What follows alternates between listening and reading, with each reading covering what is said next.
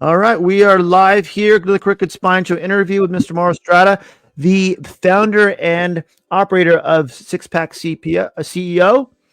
At a certain age, most men feel their health declines naturally with age. That is not true. If you really want to feel good and look good 10 years younger, look into this program. Maura Stara, is the founder and CEO of this program. His Kinetic Method, once you understand it, will help you get to your physical health and peak performance shape, but not the way you think. Learn the difference between Six Pack CEO, what you've done before, and what's out there, what it provides. Then get ready to challenge yourself, change your body and your life. So, Maura Stara, give us a quick intro of who you are and why you started this.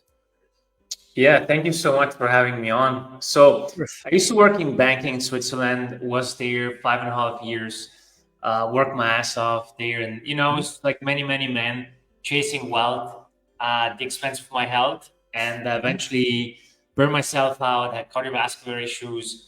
And that's where I drew the line. I said, hey, I Good. can't continue on this path. I have to do something differently. And I drew the line, made that change, and then I saw the opportunity to lead men just like me who were in the same shoes, in the same boat, on the same trajectory. And if we look today in the corporate world, but even outside the corporate world, the health decline is massive, and we're just changing one man at a time and making or creating a better man, because once you change the man, you change the household, and then you change the communities, and it just spreads. You could say like a fire. Huge. It's huge. It almost like makes their life better, the perimeter of their life better, one step, two step, three steps. So people that they work with, people that they live at home with too, their pets or animals, everyone enjoys that health. Exactly. And if you lead yourself, you inspire others, because people gravitate towards leaders, especially in today's world. And when you look healthy, that point, that's one more charismatic character. People are going to become wanted. It's like that rule: like attracts like. Correct? If we want to be healthy, we want to follow someone who is healthy for one.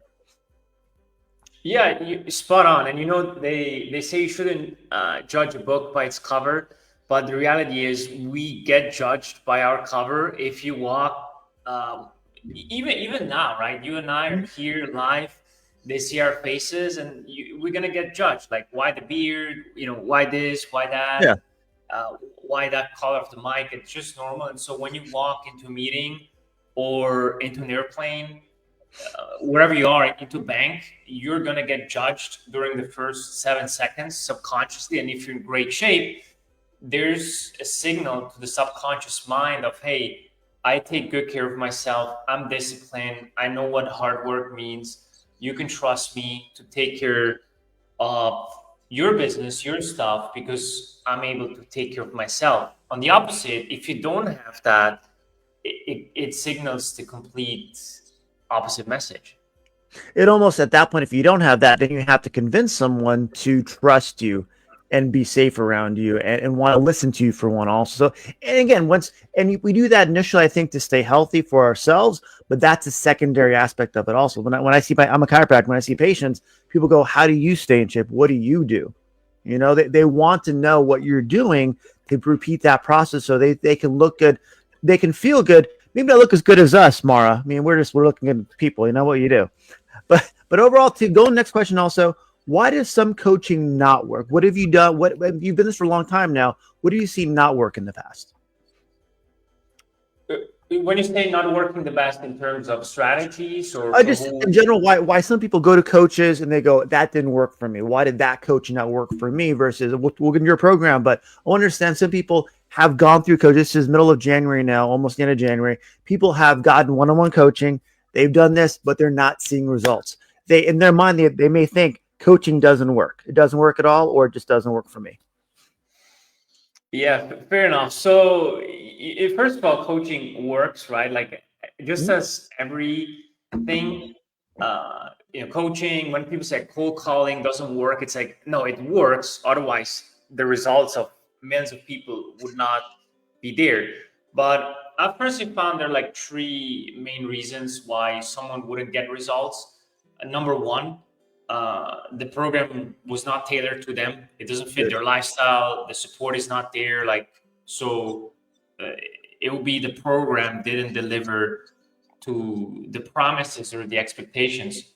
Number two, let's say the program did deliver, but the commitment was not there, right? Like, hey, here's the plan, but the commitment is just not there.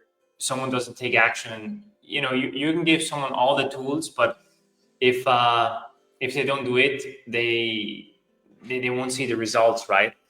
And the other one is kind of like a mix in between, where the commitment was there, the program was good as well, but there was a misalignment with expectations. Good. Meaning they expect to drop, for example, 30 pounds in the first month, and it's like, wow, that's not going to happen, right?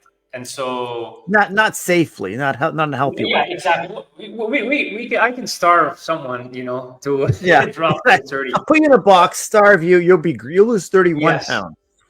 But yeah, that's the point. I'm sure you've seen that as well, right? Someone comes in and think like, oh, he will crack my back or just do this or one week of these exercises and my injury will be healed. And it's going to take maybe 6 months and it won't be better than pre-surgery maybe, right? So it's the same thing. I always ask him too, how long have you had the problem for? About 3 years. So you want one adjustment as a chiropractor to fix your back? It's not magic, man. It's not spiritual healing. No, that's how it works. And a lot of it is, I guess, having and same thing too with chiropractors. People call me sometimes, a few times a year, and they call angry. And the staff will tell me, oh, there's another bad one, because they had a bad experience before. So now they're going to go, everything is the same way. No. Then they look at it differently for one, too. So go into your program also. Before you start with a new client, what do you expect of them? We talked about a second ago, the teamwork involved. What do you expect of them, their mindset, their actions, everything? What's the initial consultation, I guess? Yeah, so if you look at the criteria, there are like 3 main non-negotiables. Good. Walk 10,000 steps a day, track your food, and live 3 days a week. If you can't do that, then we will not work together. Now, if someone is injured and so on, of course, the workouts will fall away during that time or the activity. So I'm not talking about that, but it's like, hey, if you're in a good state, right? That's an exception. Yes, exactly. So that's like the maybe technical criteria. And then the other stuff is just when I started out, I was like a little bit needy, chasey in terms of clients. And you got to cover the bills and you got to do what you do. But now, if someone doesn't want to do it, it's like, hey, you don't want to do it. I'm not here to babysit you. I'm not going to move in with you, sleep in your room and drag you out in the morning. And that'd be weird. Yeah. Well, I can give you all instructions and my team as well. We can help you implement it and do whatever it takes. But if you're not willing to get out of your own way and, take action there. So if someone is not ready, and we could always, that would be like an entire episode in itself. But if someone is not ready just based on their language, then the transformation will not happen. They can have the commitment and everything, but if they're not ready, it's not going to happen. And with ready, I mean, whenever you have a goal or you want something new, you have to be willing to let go of something, right? You cannot become the new you or that new identity you want to achieve, which comes with the result hand in hand, while keeping everything the same. So the whole idea, like, oh, don't change your diet, don't do this, don't do that. You're just gonna there has to be a change, and you have to give up something and throw away something for you to change. And if you're not willing to give that up and make those sacrifices, then that's fine. But let's own that and not bullshit ourselves. It's almost we have a bad habit. We have to change that habit. Are you willing to? Yes, but this, but once I hear a patient say 2 or 3 buts, I'm like, you know what? Let's just see today. You think about it. Let me know when you're, like you said, when you're ready, when you want it, I always tell them when you're mad enough at yourself to make the change.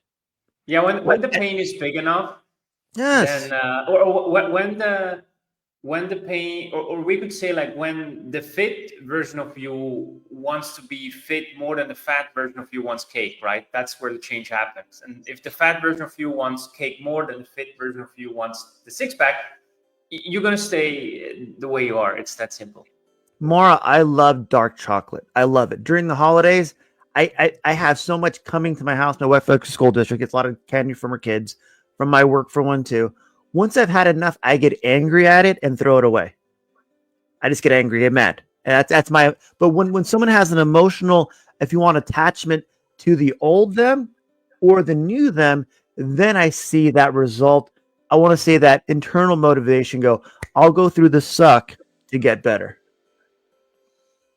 Yeah, I've seen that as well. Like external motivation is Mhm, good, but a lot of times short-lived. It's like I want to get mhm. fit for that vacation, for that marriage that I'm invited to, or that wedding, whatsoever, and that can be good as a boost for short-term goals, but long-term, there's only one primary motivator: to be better than you were yesterday. If I know, hey, this week I've not been perfect, but I've hit one new PR, or I've done, one rep more here, I've walked 1,000 steps more, whatever it is, than last week. There's that incremental improvement, and that's all it matters, because good habits over time with that increment will just pay off those dividends and become your friends. And I tell my patients too, as long as you say you're getting better, we're in the right direction. Yes. That's all it comes down to. And explain to me, what is the kinetic method? I've not heard that before. When I went through your website, everything I read makes sense. But what is that kinetic method? Yeah. So kinetic means when three forces or multiple forces collide together. In our case, we have three forces. So Mhm. we have like the data part, human physiology. We talked about it pre-show, the DEXA scans, and any measurements, data points, blood work. Good. We use that, so there's raw data behind it, and not just, oh, this worked for me and my brother, you could do that as well. Yeah. No, this is what your body looks from the inside, and the measurements from the outside. Let's tailor your plan to that. Number two would be the workout component. There we use low volume training, so there's many ways to skin a cat, and I'm a really big fan of efficiency and working smart and not hard. And you could spend hours and hours at the gym, or you can go in and out quick and get a few sets done at a very high intensity and be done, right? So think about Dorian Yates or Arthur Jones, more, not necessarily just that type of training, but a little bit leaning more in that direction, versus someone that wants to be 2 hours a day, every day at the gym. Most people that come to me don't want that, including myself, right? The gym is great. I like training, not always, but I like training. But there's more to life than being just there. And the other one is nutrition, specifically nutrition to optimize, or based on your blood work, and optimizing those blood biomarkers, optimizing your hormones. That's and so we combine those three pillars together, and that's what allows us to achieve the results we have with our clients. It's amazing when you look at the big picture like that. You look at someone just on the outside, looking on the inside too, and imaging scientifically shows who what their body is actually like to change their whole life. And same thing too. When you're in the gym for 2 hours, I have other things I'd rather do.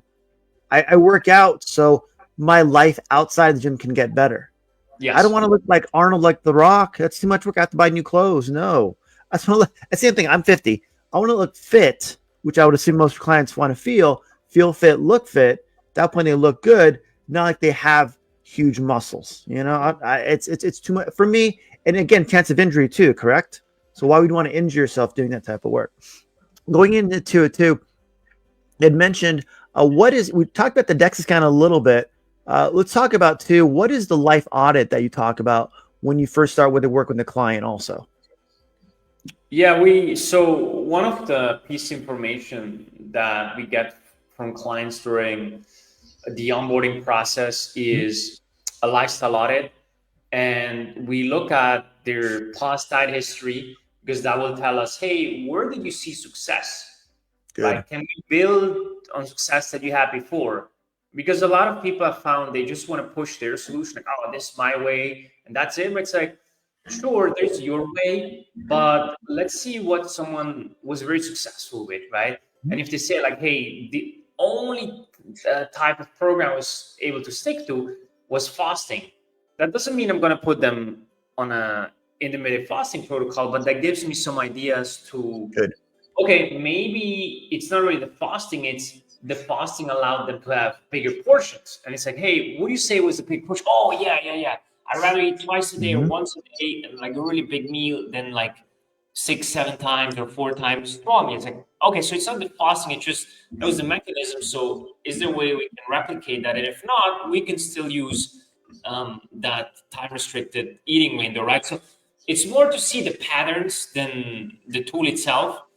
Good. So we look at that, and there's a bunch of other questions, psychology, archetypes, and so on, and that allows us to see what would work for someone in terms of who's the optimal coach for that person on my team that is able to best coach them and get them the results. And number two, what is the best strategy for them in terms of workouts and diet and so on? Because again, if someone has been training 10 years, you cannot give them like the same workout as someone who's never put a foot into a gym, right? And so all these infos together with the blood work will make it much more custom and therefore increase the odds of success. It's almost you're trying to figure out what level are they. I'm assuming what level are they in their diet, nutrition understanding, their exercise understanding, too, their mindset understanding, and then you can go where they are and then build one step at a time. Yeah, it's like, hey, where you at? Where you want to go? What's been getting in the way to get there? What's been your experience? What's worked well? What not? Just Good. seeing the entire journey and being able to eliminate the roadblocks that got in the way before with a new approach. Good. And going to it also, once you've done that, what is the chiropractic assessment you talk about on your website too? Yeah, I've never seen someone offer that. So we have a chiropractic doc on a team, Raul. He's in Tampa, and when I first started out, it was just a one-man show. Of course. And over time, especially for guys over 50, over 40, yes, but over 50, the amount of men that reach out who are over 50 have injuries, like 80%. Like, oh, my shoulders, my lower back, all sorts of things way beyond my expertise. And so my approach back then was like, okay, can you do this exercise? No.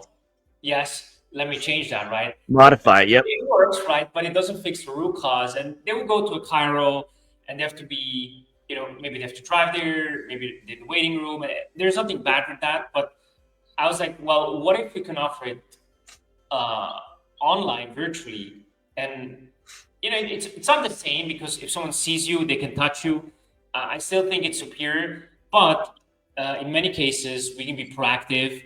And so when new clients come in, they also fill out a form. We call it body flexibility assessment. And there's a questionnaire that gives our chiropractic doc an overview of every client on, range of motion for certain movements, pain management, and all sorts of things in regards to mobility, stretches that they're doing, and so on. And then they get a custom routine there, like a mobility drill and a consult with him.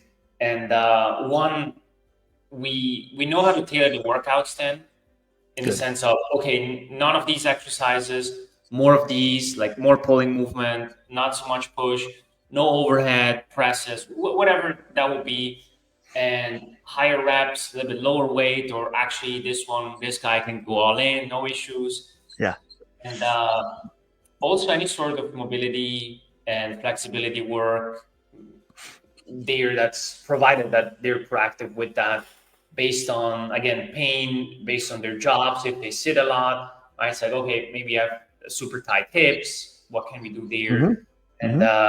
that's what I've integrated. And I would not say it's perfect, that nobody ever has to go, to a chiro or so. Of course not.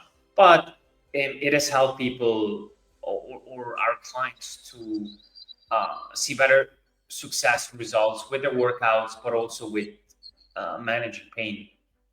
It almost helps them understand, especially from a chiropractor perspective. Okay, what do I have to help someone get through so they can do the workouts, they can get that process going for one, or it might be even to, you know what, this person has a lot of issues with this. At that point, I'm going to have them check out someone locally to make sure you can progress in the program over time to see the long-term results. So it's a good I want to call it even a liability check to go, is this person ready physically to do this type of commitment to actually get to the program and see the results they want to get, which is phenomenal. That's why I mentioned is something we're helping someone understand where they may lack range of motion, also may not even know, increase that. Because I'm assuming with, especially with men over 50, being myself, is my biggest question my men I talk to as a patient is, do you stretch? And when they hesitate, Maura, I know they don't. So they don't, and then they may not understand that I have to, if I want to get healthier, stretching may have to be part of my now natural habit routine versus here and there. I used to hate stretching, Mm-hmm. and I and now I've been stretching for like, I can't remember, maybe 4 5 years in a row, and I had some pain, and I went to a guy, gave me some stretches, and I did them. Pain went away. I stopped. Pain came again. It's like, all right, but I was never able to really motivate myself. And then one day I said, okay, what's holding you back? And I Mm-hmm. kind of coached myself through it, and it was just short term. It was very pain driven. And once I made the switch to, look, I want to be flexible, jacked, strong at 60, 70, being able to jump from like let's say, a yacht or a boat or a cliff, like not a Yeah. super high cliff, but a Yeah. super cliff, so to say, jump in without hesitation. Mm-hmm. And having the ability to say I can do that. So it's not that I want to jump from the boat, right? Whether I Yeah. do it or not doesn't matter. But it's like knowing I could if I wanted. So having the freedom and the ability to do it if I wanted, I've just found that a very interesting idea and powerful thought, and that's what just helped me stay on track. And now, I've always found, like, once you've done a habit for over a year, even if you're not super motivated, like, or driven, like, it's so ingrained, you're just gonna keep up doing it. So I stretch every morning. It's very rare that I don't do it. Maybe if I'm traveling and there's really like no space to do all the stretches, but I still get a few done. It almost, I same thing. I get up at 4:30, stretch every morning before I go to the gym. A lot of it is when you, like I said, once it becomes a habit, it's not that you want it, you just have to do it. It's almost part of your Yes. routine, your daily. It's like having a cup of coffee. It's like, I'm not going to have a cup. If I miss that, I'm not going to feel as good if I did stretch. Like, I'm going to feel a little bit like jet lagged or something like that. I don't know. Just again, I'm 50, so I'm that same age bracket also. It's And going it's like brushing your teeth. It's like you don't listen to some motivational quote or read a motivational quote to get it done. It's like you wake up, you go to the toilet, you brush your teeth, and that's it. You just do it. It's start of part your of day. who you This are. is, Yes. and I recommend patients doing it in the morning too, stretching. It just gets your day started every day when there's no distractions, right? There's no one calling you at 4:30 in the morning, 5 in the morning, looking for questions or answers. It's just your time to take care of you. Yes. Yeah, I found like the the guys are most consistent with distraction.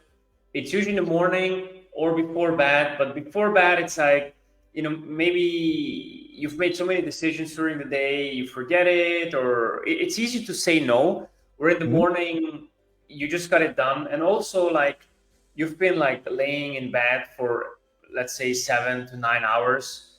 You're That's the time of the day where you had the least amount of movement after Mhm. so many hours. And maybe it's like colder. I mean, you're in the West Coast. It's not like super cold, but it's still winter. So like people generally are more stiff. There's less blood flow, so it's good to get the blood flow going and remove some of that stiffness in the morning there. That's why I tell people too in the morning, once you've slept for 6, 7, 8 hours or so, you have, especially over 50, a light amount of rigor mortis in your body from just not moving so much. So why not stretch? We're both in agreement. When people see that, they go, "Oh, okay, maybe that should work for me." Especially when they have something happen to, especially guys, we're the worst. We wait till we have an injury, then we start stretching. And I tell my younger patients too, "Are you still invincible?" And they go, "Yeah, yeah." I'm like, "Then don't stretch all. You'll be fine until you're not." I go, I'll see you. I'll see you when you're not. Going into next question too, Mr. Mar. What is the DEXA scan for? You mentioned a little bit earlier, but what does that typically help someone, I guess, objectively see during their protocol, during their program? Yeah, it's a scan where it's the most accurate scan on the market right now. It's Good, not it is. perfect, but it's the most accurate one, where you get like 4 key health metrics from it. There's more, Okay. but the 4 key are the amount of lean mass you have. So basically, how much muscle mass you have, uh, how much fat mass you carry with your body fat percentage. So that would be number 2. Your bone density and the amount of visceral fat, the most dangerous type of fat, the fat that's stored around the organs, very inflammatory, that someone has. And if you go further, some other metrics you get are also like the amount of muscle you have per body part. So like left arm, left leg, right leg.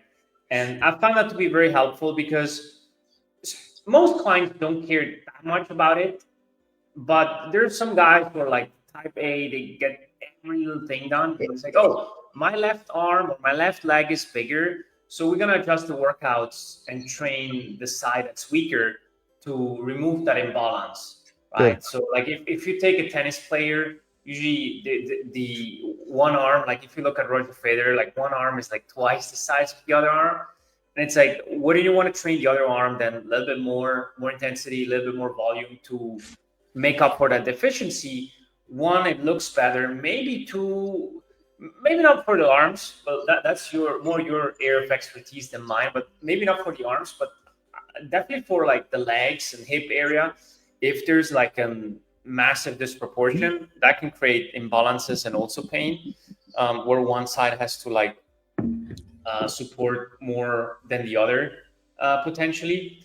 So, but yeah, those are like the data points that we get, and that allows us to adjust programs, but also track progress. Because again, everyone can step on a scale, look in the mirror, but you typically don't see how much muscle mass you put on.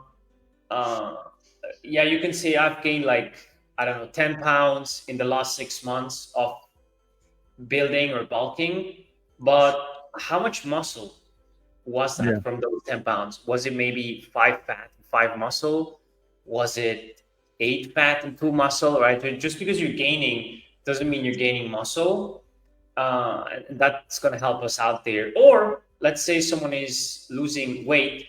Are they losing fat or also muscle? Oh, they're losing some muscle, right? That's not good. Maybe we need to up their protein a little bit more. Are they digesting their protein, right? Like, what stage are there? Or if it's not on the nutrition end, then is it sleep? Is their sleep so bad that they're losing muscle and not just fat? Or is their training not stimulating enough, that they're just going to the gym, going through the motions, going back home, but not really, they're just exercising, but not training with intent. So, let's look at that, right? And figure out the root cause. But again, that's just a very good check outcome wise on the process. And then do you retake that scan again during the program, or how often do they do that? We recommend it every 90 days, Good. but ultimately it's optional. Like I had one guy, he had to take a boat from where he lives and cross the river, drive like 1.5 hours. Like, all right, that you're gonna probably do it once a year, and that's fine. Not practical. Yeah. But like if you have one close by, it'll be good every 90 days or at least twice a year to get like an overview of where you're at, right? Yeah. You almost want to see where, like you said, comparative. That when you're seeing your body change, is that motivating to you as a client to really see someone, and especially as a coach too, see someone actually, here's your numbers before, let's get to a better position, better number, or a better scan. That point our body's getting better. So I think it's very helpful to someone to see that, 'cause it's very objective also, so they can work on that progress for one. And going to your six pack community, CEO community, how does that work? And it's obviously very effective, but how does that help the client reach their overall goal? Yeah, so I would say that is one of the biggest factors Mm-hmm. that is irreplaceable to the program. Today, you've got like all these workout apps and AI and Mm-hmm. stuff, and you know, anyone can have an app and a program, but you're often going to be alone with it. And when you change, there's like different phases. So when you change initially and get in good shape, people compliment you. Usually, when you lose like the first 15 to 30 pounds, like awesome, good work, you're crushing it, keep on going. Good. But when you get like in really good shape, dangerous shape, then all the people that were empowering you, supporting you, like suddenly it starts to twist where it's like, hey, you seem a little bit too obsessed, you're a little bit too strict, like, why are you doing this? And then once you get to the 1%, like you're almost alone there. And it can be very hard to navigate through those emotional up and downs from your environment that have a mental effect. And so when you're in a community, in a mastermind, you're not alone on this. You've got tons of other men in this case that are same age bracket, same income bracket, same country in the US, or most are in the US, 90%, family men, business owners. So you have that community there that you can always have someone that's been in your shoes. And I Mm-hmm. found that makes a huge, huge difference. Not just for this program, like any program that I've participated in, where I see like, hey, there are other students that are also struggling with this. Divided pain makes it easier to kind of separate. Otherwise, you think like, oh man, like an anomaly, like I'm the I'm only, the only one. yeah, in the entire planet that has that issue. Even Exactly. like for me, I'll give you an example. I have some issues with my wrist, right? Maybe you have some great advice there, but I have some issues with my wrist. So I started doing some exercises, went to physical therapy, and then I went into Reddit to see like, hey, how long did it take people, and what worked best for them. And then I found a group on Facebook. I can't remember how many people, but there are like tons of people. And it was not that I was looking to share like the negatives or so, because there were a lot of complaints like, Yeah. oh, my wrist. But it was like, okay, I'm not the only one that has that from like this movement or whatever it was triggered from. There's a lot of other people, they share the same up and downs, and you just feel also empowered when you see like, oh, there's like hundreds who posted like, oh, finally my wrist pain is gone. It's way different than you being in the dark alone. It's like, ah, And you start searching down dark holes of like, oh, it could be cancer. Oh, I'm gonna have to cut my yeah, wrist off. Oh my gosh, it's done. But like you said, once you find a support group, that one, wherever stage you are in your program, in your if you want transformation, and then you have, okay, this person got here by doing this. Let me try this. This worked for this person in this group, and you're getting people that are reputable already. So you're not one person on top mountain. You're with the same people that have gotten there also. It's stimulating, motivating to know what else you can do. Like you said, looking for groups, not for, oh, poor me, but how do I fix this thing, which is phenomenal, which is good. And then going yeah, back to sorry to interrupt you. When we have clients who get to the first milestone, which is 10% body fat and getting six pack lean, we always do a group call with them for the community where they share a little bit more on their success and what's worked for them.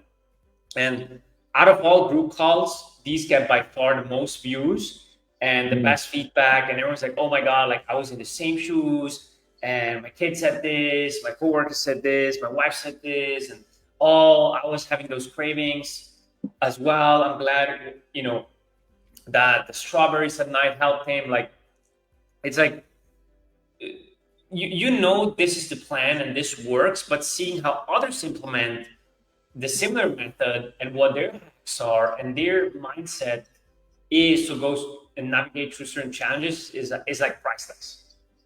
It's almost it's a win-win, right? For that person saying, "Hey, look, I got here. You can get here too. This is what I did. My win." At that point, we're like, I can win also. And everyone. Like I said too, it's a mindset. It's emotional too. It's like wherever my mind is, maybe I can change my mind to that person's mind at least temporarily, so I get the same result. Phenomenal. It's great. With yours too, what is the blood work analysis? We talked a little bit about the DEXA scan. How does the blood work analysis work? Yeah, so we get in blood work, not like the classic one that you go and get from your primary care physician Yeah. or doctor. It's a very comprehensive panel that looks at 97 biomarkers, Mm-hmm. organ function, nutrient status, hormones, especially sex hormones, immune system, oxygen, metabolic health, inflammation, a bunch of other things. And that gives us a snapshot on where someone is and what plan works best for them, what foods, diet, supplements would work. Do they need any medications, pharmaceuticals there because they've got like such an imbalance that is not fixable with diet alone? Good. Whatever that is, do they have an autoimmune issue? Means their diet has to be a lot stricter, and that just gives us a lot of insights. And we are able to see things 5 to 10 years before they would ever pop out at the Perfect. doctor's office. And we were able to, I don't want to say save lives, right? Like it sounds like You're not doing heart surgery, but sorry? you're not doing heart surgery, but Yeah, you don't know if you would ever have saved that person's life, but we found like 3 guys now, 3 to 4 that had cancer, specifically prostate cancer, and the doc said like it's good you were proactive because if you came at a later stage, we would not know. is it almost like medically they wouldn't be medically bad enough to actually get that type of blood work done until they had symptoms, which is almost too late?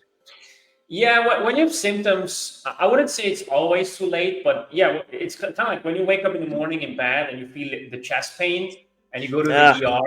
It's dang like it. you don't want to wait, right? That's like the worst moment there. But like so that one there, you may feel the symptoms already building up, and unless you have really bad family history with the poor lifestyle, it's like.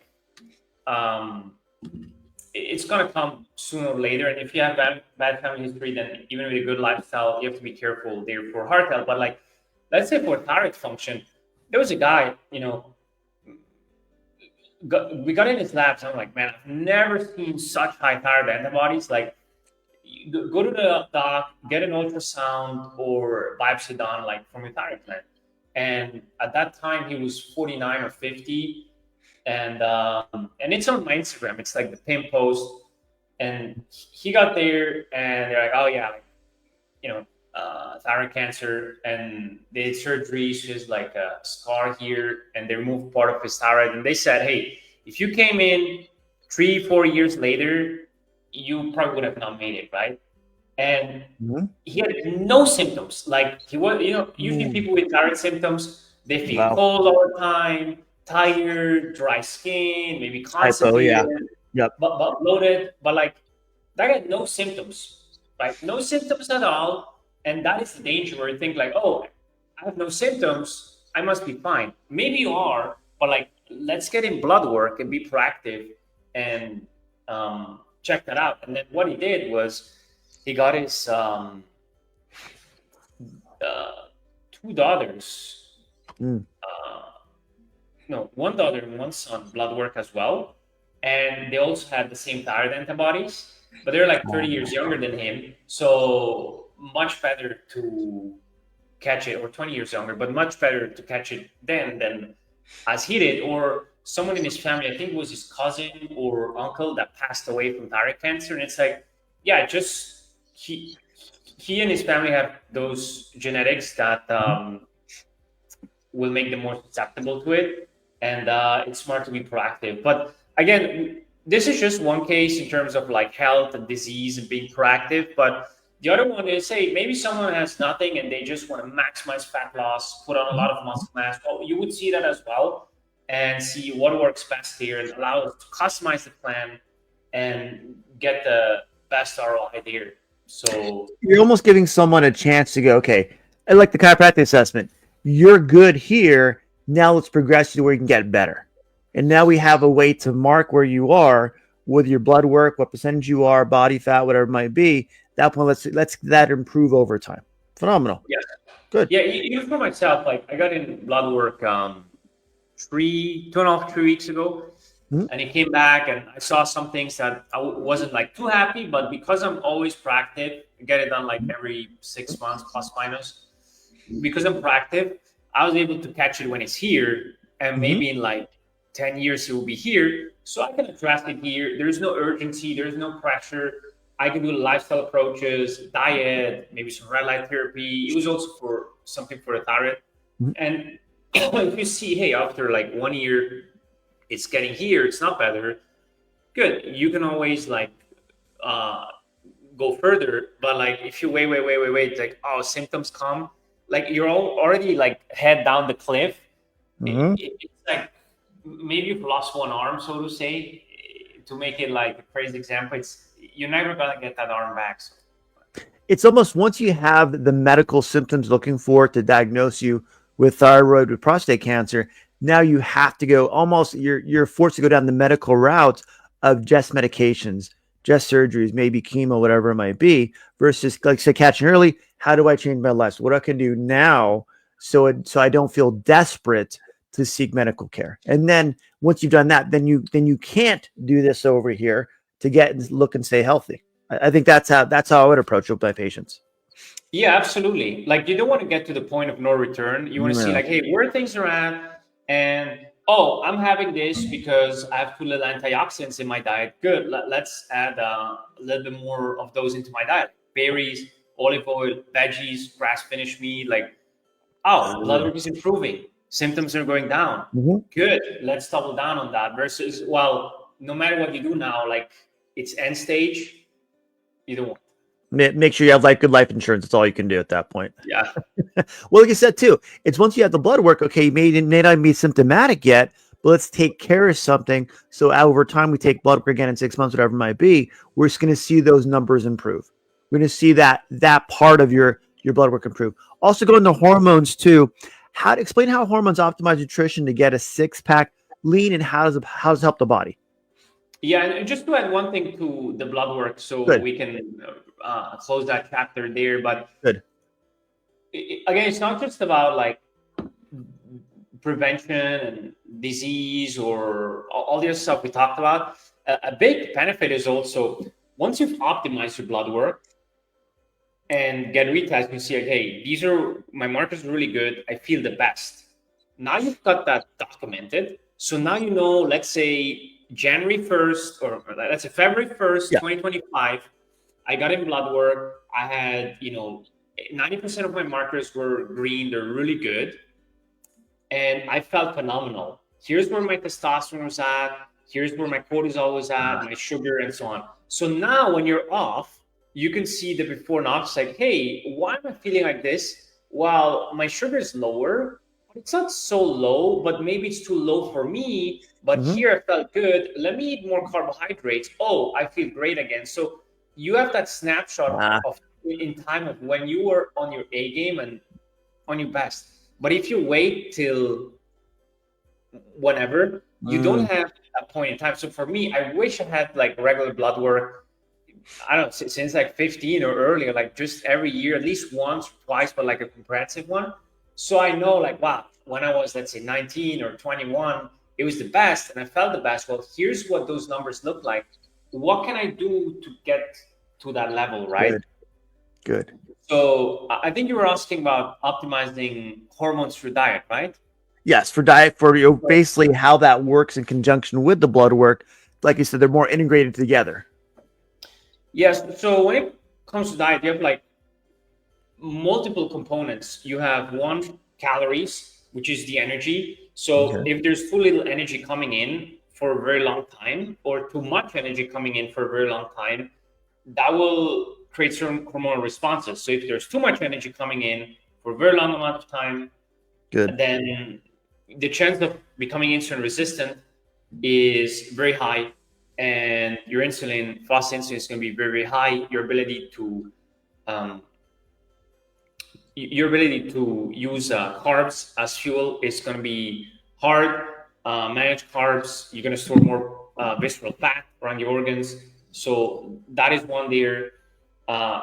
Next one are, and also if it's too low, if energy is too low, then you're under eating, under recovering for a very long amount of time. Then you may feel fatigued, and your testosterone will drop because your body says like, hey, there's too little fuel coming in. We don't have the energy necessary to reproduce. So let's drive down reproductive hormones. So overeating and undereating for too long is not good, right? Next level, we have macronutrients, so protein, fats, and carbohydrates. If you're deficient in one, especially let's say fats, for example, you need those. If you're not on pharmaceuticals, you need those to produce hormones like testosterone. So if you're under eating on fats, that can be an issue there. If you're under eating on carbs, that can also have an impact on testosterone. And if you're under eating on protein, well, that's going to have an impact as well on sugar, because if you're under eating on protein, you're not going to build as much muscle mass as you can. And a lot of people think like muscle is all about being jacked, but and this always blows people's mind, is like your muscles are like this bottle of water, the plastic, and the sugar is the water. So the bigger the bottle, the more sugar you can carry. So the more muscle mass you have, the more you can soak up the sugar from your blood, and you're less likely to end up pre-diabetic or type 2 diabetic. So that's the next step. And then the third step are micronutrients.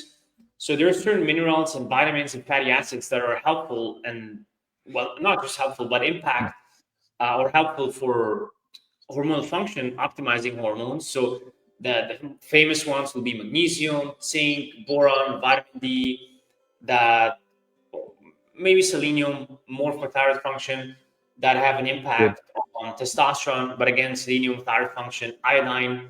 And so if you get those through diet, which most of them you can, maybe not in the quantities desired, but you can get them in good quantities, then they will have an impact on your hormones. So if you eat, let's say, more, let's say you eat foods that are more rich in magnesium, or you supplement with magnesium, then that's going to be a cofactor for testosterone production. If you eat Brazil nuts, they have selenium. That's going to be impactful that's going to be a very powerful antioxidant, but it's also going to be impactful for your thyroid function, especially T3, which is the active form of your thyroid.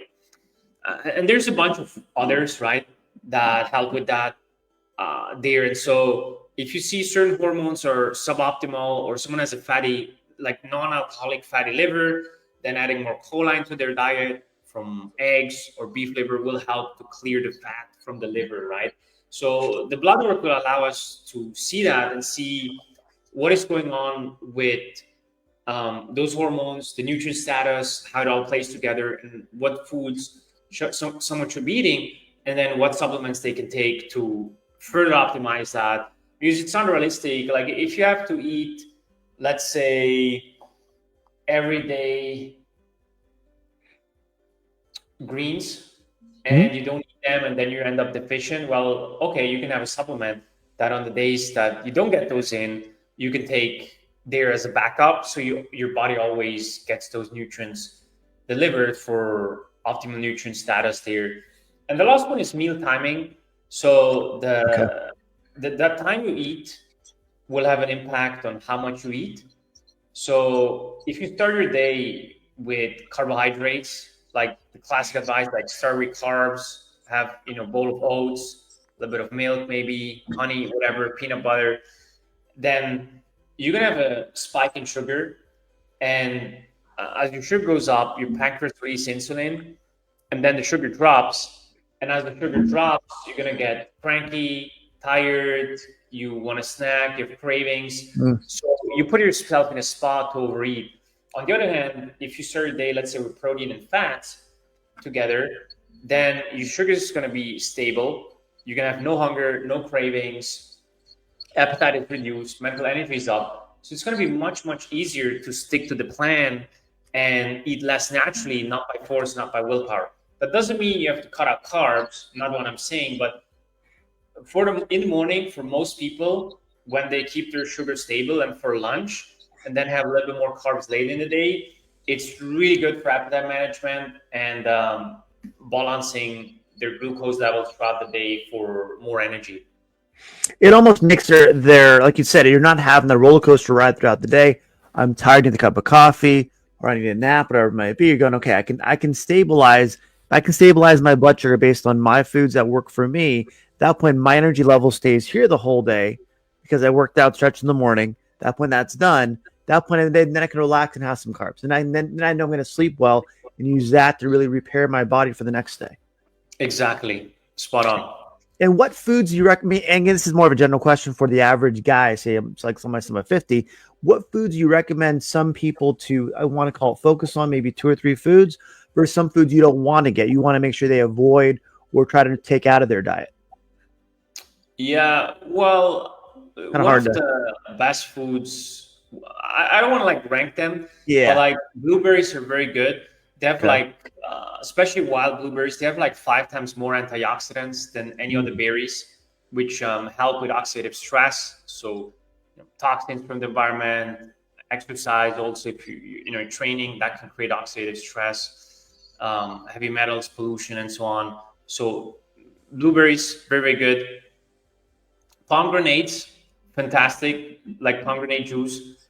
A lot of antioxidants as well. Studies show it can increase testosterone levels by 24% naturally, especially free testosterone, which is the one that's more bioavailable, the one that's circulating in your bloodstream. It increases sperm quality and volume, I think. I'm not sure about the volume, but definitely quality there. So that one there is very, very good. I think it even increases blood flow. I have to double check I think there, so. but Yeah, I think you're right. Yep. By so vasodilation. Yeah. that one there is very, very good. Selenium as well from so Brazil nuts. You get selenium. You don't want to overdo it because one, 2 nuts, maybe 3 a day, depending on the area you get it, are loaded with selenium. Very important. Can have an impact on testosterone, but more so for thyroid function, having optimal thyroid, which again helps with minimizing hair loss, energy production, less water retention, and fast metabolism, meaning you burn more calories at rest. Mm-hmm. Just when watching this show with Tony and I, you're gonna burn more Like it. calories whatever you're Dang. doing, Yep. right? So that one there is good. Cruciferous veggies as well, if people tolerate them because of the fiber. Some people don't do that well, but Yeah. they're loaded again with a lot of micronutrients, and they also help you stay full.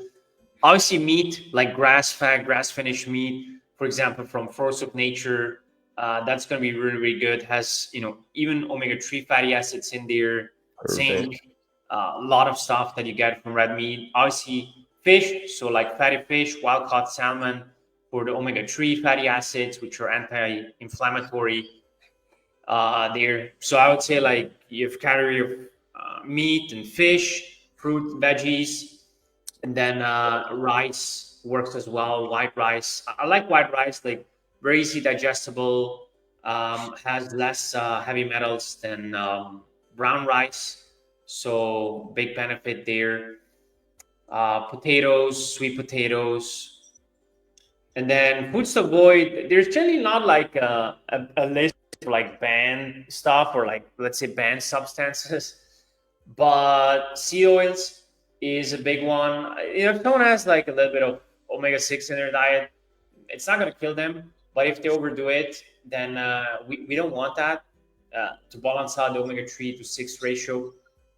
Good. Dairy, again, it's not banned, but I've seen a lot of people just don't do that well with dairy. Many times they're inflamed and bloated, gassy, even if they're not lactose intolerant. So it's like, hey, minimize the dairy, and suddenly they start dropping a lot of weight. Not that it's fat, but it's like they were so inflamed. They were holding a lot of water from dairy. Again, not lactose intolerant people as well. Gluten, especially people with autoimmune issues, Good. they really don't do well with gluten. So I would say these are the three. What was the first one again, Mauro? What was the first one? Sorry. What was the first one again? So One more like time? some seed oils, Got it. Got it. so like sunflower seed oil, canola oil. Yeah. Yeah. Yeah, not so good.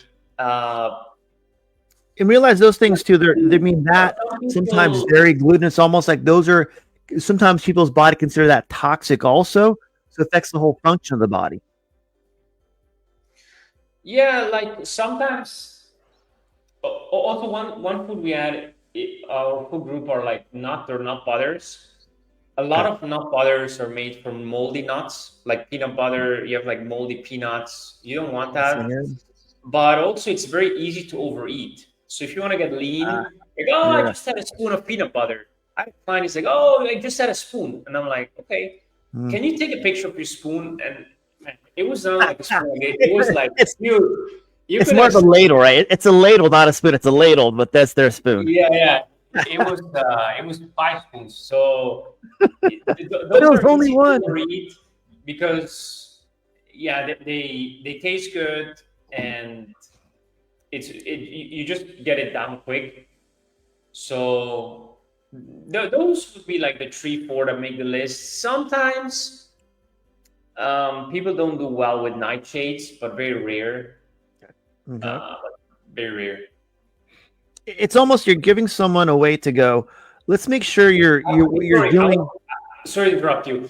Actually, we have a lot of people that have allergies and histamine issues, so Okay. they do well on a low histamine diet. I'm not saying that's for everyone, but like for those people, no fermented foods, no tomatoes, avocados, dairy, anything that's like fermented will just be suboptimal for them. Cured meat, cheese, alcohol, yeah, they don't do well on that. So people with histamine issues, they like having a diet low in histamine really favors them.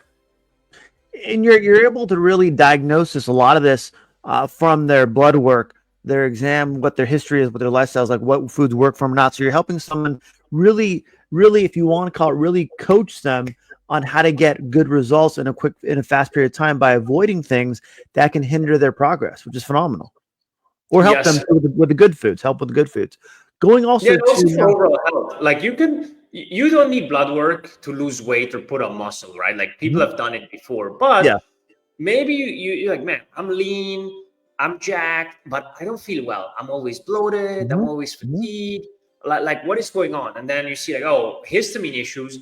You remove like certain foods, like wow, no more bloating, no more like loose stools. It's like your life quality just went greater for the next 10 years.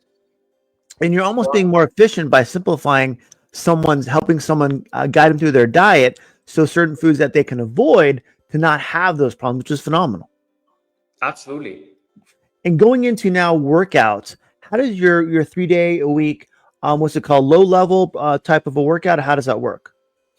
Yeah, basically, when it comes to training, Low and you know volume. that very well, there's like three major components: intensity, volume, and frequency. You can play Mhm. around with those however you want. You can do Mhm. a lot of volume, but you can't train them as intense. Otherwise, Mhm. you're gonna overtrain. Uh, you can do very high frequency, where you're every day at the gym training most body parts, but you can't do then that much intensity and not always that much volume. Or you can do high intensity and lower volume and moderate frequency, which is my philosophy and what I like and what I've seen most people with a busy schedule respond to best. I'm not saying this is the only way, this is the best way. Again, there are many ways, but Yeah. this is the way that I've found over close to 10 years of coaching. Most people adhere to the most and respond to the best and can stay consistent for years and decades versus taking my own example and the coaching team as well, where again, you can go 6 days a week to the gym for 2 hours. For how long? Can you do that for the next 10 years? No. What are you going to do after, right? So when you manipulate those three elements, you can design any training program you want. And we do that way. So the workouts are like 30, 45 minutes. There can be done from home or the gym. Has to be resistance training. So not just some body weight or going for a walk. That doesn't count. Has to be resistance training. And very high intensity. Again, volume, not as much in frequency. You train each body part about twice a week, maybe 3 times, depending. And we add on top of that method, and I have to give Lyle McDonald credit for that. So everyone stole it from him, and nobody gives him credit. Specialization splits. So we look at the progress photos of clients. Okay. And full body in underwear, front, side, and back. And then we pick one part, upper body, one part, so one upper, one lower body, and we see where the deficient at. So, if you send me photos and I see, okay, Tony has broad shoulders, big packs, but he has like small traps, I'm going to say, you know what? We're going to focus the next 7 weeks on traps, upper back, so a lot of rows, shrugs, variations there. And the chest, the shoulders, your arms, they look good, Tony. They're going to be on maintenance. So you can maintain that. You're going to fix the deficiency. Same for the lower body. Hamstrings, quads, calves, glutes, you name it. Then after 7 weeks, with the weekly photos, we see progress. Okay, are we happy?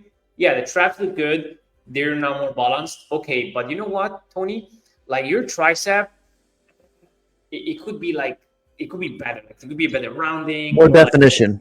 Yes. So we make you look more aesthetic. A lot of people just train, and they get maybe bigger, but bigger doesn't mean better and more aesthetic. So we want to make sure you're more aesthetic, you're more proportional, and you look really, really good when you take your shirt off and also when you have clothes on. And by doing specialization splits where we look at where are those weaknesses, we fix those weaknesses. So for most guys, it's going to be upper chest, rear delts, shoulders, a back, right? Think about like the classic white collar man. His favorite position is like this, hunchback, shoulders rotate inward. So it's going to be a lot of rows, opening up the back and creating like a wider, thicker back, broader shoulders. That's going to be a big part. But again, there are guys who have like a very poor chest, very small arms. So we're going to attack one after one. And it's an ego death because even when I meet my team members and they see me shirtless, I'm like, all right, give me feedback. And like, they don't want to give feedback to the boss. I'm like, dude, stop. Like, just tell me where I suck and where I can be better. And then it's like, well, your bicep, really? Like, no. Yeah, your bicep. And it's like, so I started looking at photos like, yeah, it's right. Especially the left one. So, at first, like, it really hits your ego because, like, someone tells you, like, hey. Humility, yeah.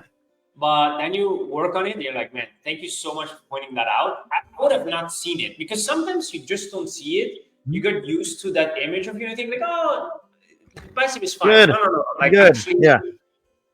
There's something missing there. And so we see it from the front, but the back, we typically don't see, like, hamstrings, glutes, back, density, the lats.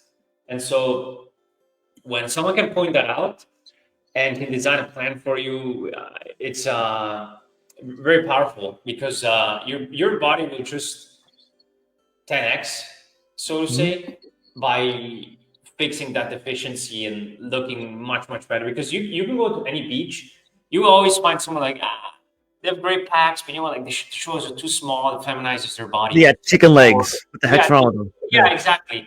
So it's very rare to find a body that has like the right proportions. And so we work very hard on that. It's almost giving someone a better body balance too.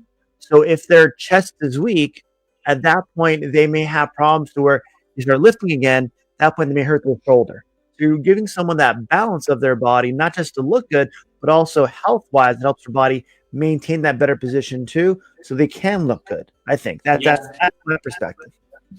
Yeah, that's the Cairo in you speaking, right? It's like Mm-hmm. it's not Mm-hmm. just the aesthetics, it's the function, right? If you're like this, Mm-hmm. well, 50, 60 plus, you're gonna have issues. But if you're open, you're gonna breathe better, there's gonna be more oxygen flowing, like there's a lot of bad benefits as well. I see guys that look like this, so they're strong, say shoulders and maybe even chest, but their back is weak. And when they do squats, what's going to happen? They're going to hurt their back.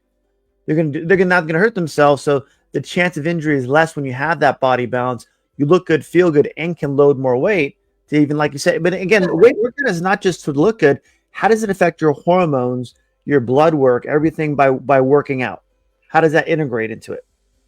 Yeah, I mean, like you know it very well Mm-hmm. from patients you see, right? Like when there's not enough blood flow to an area that's injured, there's Mm-hmm. not going to be enough nutrients that get transported there for the repair, and it's harder to for that area of pain to kind of repair.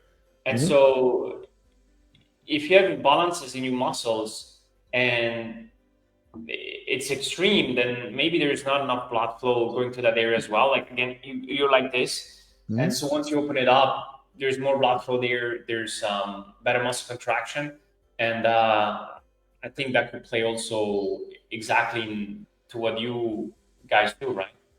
And better breathing and everything. I mean, your whole Yeah. body just functions at a higher percentage. Going to Because now your individual coaching, how does that I know, but how does that someone who doesn't know understand how that helps them actually get through the program and get the results looking for?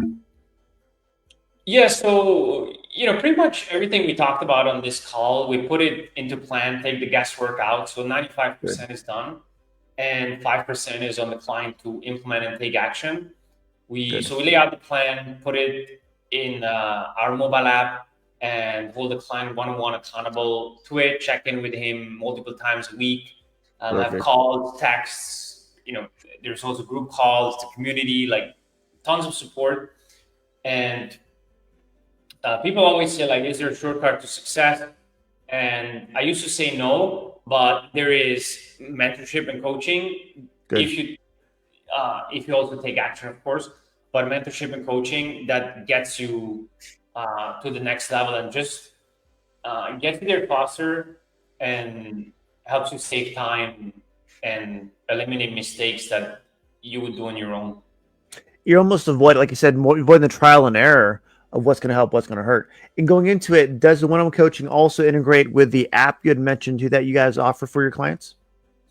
Yes, so the all everything is laid out in the app. So Good. when you log in, it says, "Hey Tony, here's what you got to do today," and you tick off the boxes. Gives you like a satisfying feeling of having done, your workouts, stretches, and whatever else is on the list. You go to bed, and next day, new task for that day there, and you get those done as well. And we on the back end see all the data points that you give us, so Good. steps, heart rate, sleep, diet, workouts, blood pressure, whatever that is, and we can monitor your progress and see like, oh, Tony had poor sleep, high heart rate when he was traveling, right? Like, what's been going on during your trip was very stressful, and we can talk about that, coach you through that, Good. and then help you get back on track when you're at home, adjust on the road. So whatever it is that someone needs in that situation, we have data points, but also talk human to human with the clients and help them navigate that situation. And sometimes I'm assuming like with the app, it'll tell you what their numbers are. Then you can think in your head, why is that? Where were they? What were they doing? Where they maybe they had something happen in their family for one too. So the person can also the client can help them go, yeah, my feeling was a right feeling for the condition. Now how do I change it over time to stick to my plan? At that point, get things because life is stressful, right? It's going to happen. But how do we stick to our plan? Because someone's on the other side making me accountable to make sure I get this plan implemented and done. Exactly, because like if it's just a plan, then someone can be a consultant. It's like, hey, here's your Mhm. plan, but like success happens after that plan is discussed. Meaning, are you going to implement it, and how are you going to implement it? And there's going to be these many questions on what do I do here, Tony? What do I do Yep. here? What about this situation? Oh, I'm going to the Bahamas for a week. There's a buffet. What should I prioritize? I'm on a road trip. What should I do here? I'm camping. What about this? I'm going hunting. What should I do here? I'm in a business meeting with investors. I can't just, have my own food. Like, we're gonna go to this restaurant. All right, send the menu. We'll have a look at it. Like, it's all Good. these tiny daily micro Boom. decisions that will compound and add to someone's success, and that's like the true value of coaching. It's amazing when you're in someone's life like that and integrated in their life, so they can rely on you to help them make the right choices that they may not have done in the past.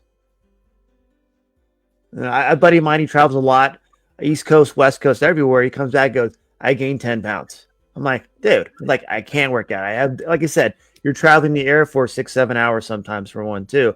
At the airport, how much good food is at the airport? I don't think a lot. But what do you do on your other side? Like giving someone an idea when they're tired, when they're not feeling right, what they can do in the mindset. It's great. Yeah, it's a new perspective. We're basically, someone has limitations, like, oh, I'm traveling, that means I'm going to gain weight. Well, That's is their that the mind. fit you or the fat you speaking? Well, Yeah. that's the old you, right? So what would the fit Yes. version of you do? Well, they would either take their food with them, or they're going to fast and eat when they land, right? And not touch anything. Or they're going to look at the airport. Are there some protein bars? Is there some meat? And sometimes, like, oh, there was only a sandwich. Wait. What was in there? There was like, like salami or cured meats. Like, okay, well, you can take the bun away and Yeah. have, for example, what is inside there. So, like, there's always a way, not to be perfect, but to make the best out of the situation. Good. And that's what it's ultimately about, right? It's when you can give them or not take away the seeds, they can see the different perspective, what the same food might be from a different perspective. You're not in that same environment per se. Yes. Yeah. And when people say, oh, I'm traveling, I've gained weight, or I'm doing this, and it's like, all right, if I would go with you on a trip, Yeah. you and I, we go to the same restaurant, same hotel, do you think I would gain weight? And they always say, no. Okay, so is it then really the travel or something else? I get it. It's like, look, Fine. how you eat has nothing to do with where you are, but who you are. It's an Good. identity thing. I Boom. eat because I eat. I eat the way I eat because of who I am, not where I am or how busy I am. It's like, this is how I eat because that's my identity, right? And it's not, oh, I'm traveling. No, it's like, when you're traveling, you have a different identity. It's not the travel, because again, I could travel with you. LeBron James could travel with you. Ronaldo could travel with you. Tony could travel with you. Like, do you think they would eat just slightly different? Yes. Good. So it's not a travel. Yeah. You're giving some a way not to have an excuse, or in some people's mind, a reason why they have to gain the weight for one too. And I think I've broken down in my mind of your program as much as I could for one too. Is there anything I may have missed that may want to help people understand your program a little bit better? No, we've pretty much covered everything very detailed, and yeah, I think every aspect was covered. I mean, there's always more, but I don't want to oversell it. I rather under promise and over deliver, and we covered a lot of details We gave today. someone, I think, a good little nuggets and carrots to go, man, I'm ready. I need something like this in my life because now I'm what they call it midlife crisis per se, and I'm stuck. How do I get unstuck? Because my wife's telling me I'm grouchy all the time. My work's telling me, hey, get things going, and I just don't feel like myself for one, which is good. And what would be a good takeaway to help people get motivated to get healthy? Get your blood work done. Like, Mhm. before we integrated blood work into our coaching, Mhm. success rate was still high. Okay. But after we integrated blood work, it was through the roof. And there's two reasons for that. Obviously, one, everything we discussed today, you have more data points that you can optimize. But as long as you know how to optimize, just getting blood work done Yeah. won't do much. But number two, I've had clients who you give them a plan and they're like halfway committed. They get in blood work. They're like, wow. Like I thought I crap. was just fat, but I never thought I had an autoimmune issue, pre-diabetic, fatty liver. Like their commitment was through the roof. Like Ooh. just seeing what is there and that you're actually not as good as you think you are has been very, very powerful. And I don't mean that in a bad way to tell everyone on the that's watching this, hey, going and getting blood work to see how you saw. No, like that's not what I mean. It's like maybe you need that wake up call, or you need like an upgrade in readiness, commitment, and the blood work is just going to be that pushing you over the line. Because again, sometimes people will have the self denial. It's like, oh, it must be age. I'm over Mhm. 40. It's The normal, average, yeah, the average person, or yeah. gray hair, or losing hair, and feeling tired, low libido, like all the things, right? Back pain, stiffness, Uh-huh. and then they get in blood work, and it's like, no, it's not age. It's like you're low testosterone, you're pre-diabetic, your thyroid hormones are out of balance, and that needs to be addressed. And so once they see that, again, one, it's like, oh, I got to do something. But number two, hey, there's hope that I can feel and perform the way I did 10, 15 years ago. Wow. It's almost giving someone a objective, in my mind, objective perspective of where they are medically, and by doing that, they can actually. And when you not, and I would say, don't take the blood work to your doctor, your primary care physician, especially if you're insurance, because you're going to go, you're the average, you're normal. What do you Yes. want? Here's some meds for that. Here's this, not what kind of foods you should be eating. Here's the meds. So I would have them talk to you, a functional medicine doctor, someone that will look at it from a different perspective to increase someone, like I said, mentioned quality of life. That point, understanding where that is over time helps them objectively see it. So, Mr. Mar, thank you for your interview today. I put your website and also your Facebook, Instagram, and LinkedIn. Six Pack CEO. I keep seeing that. Sixpackceo.com. Boom. All right. Anything else? That's it. Thank you so much for having me on. It was a pleasure and a very, very interesting conversation. Welcome. 5 second smile for the thumbnail. And we're good to go, my friend. Thanks for watching, my friends. Have a good day. Yeah.